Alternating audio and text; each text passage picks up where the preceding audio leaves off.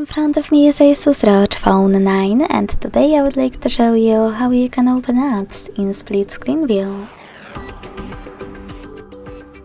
Begin by selecting two apps you wish to use in this view and launching both in the background. Then access background apps and decide which one you wish to use on the top half of your screen. Click on the icon of it. Select split top and tap on the second one. As you can see now, I can use both at the same time, and using this little icon here, switch places. To go back from this mode, drag one of your apps all the way up or all the way down. Then tap on the home button.